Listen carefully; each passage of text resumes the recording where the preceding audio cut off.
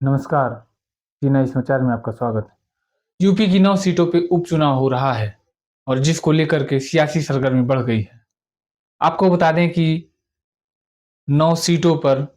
सियासी खींचातान मची हुई है, जहां एक तरफ कांग्रेस पार्टी पहली बार चुनाव में नदारद दिखी है। आपको बता दें कि इंडिया गठबंधन के तहत 2024 का लोकसभा चुनाव लड़ा गया, लेकिन उपचुनाव में कांग्रेस पार्टी को सीट नहीं मिली और कहीं न कहीं अब सरगर्मी बढ़ गई है। आपको बता दें कि यूपी की 9 सीटों को लेकर के जिस प्रकार से समाजवादी पार्टी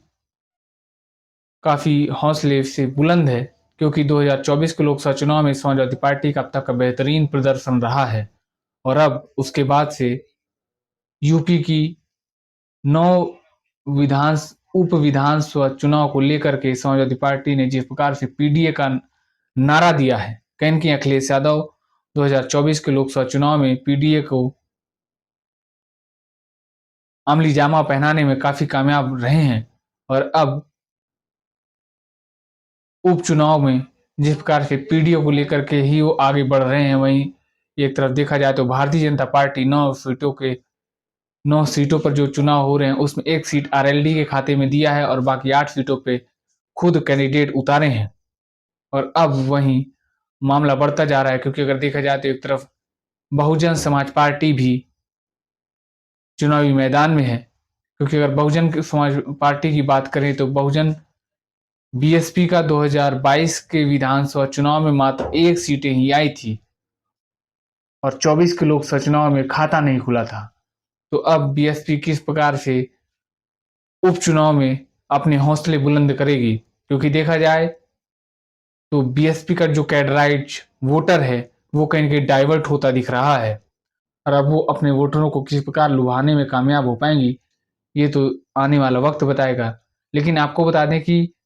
सीएम योगी जिस प्रकार से 9 सीटों को लेकर के एक समीकरण तैयार किए हैं, कहीं न कहीं उनकी भी प्रतिष्ठा दांव पर लगी है, क्योंकि 24 के लोकसभा चुनाव में भारतीय जनता पार्टी को काफ़ी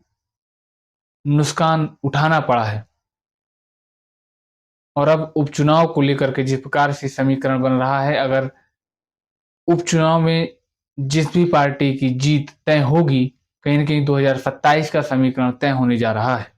अब देखना दिलचस्प है कि यूपी में मामला कहीं न कहीं त्रिकोणीय होता जा रहा है और अब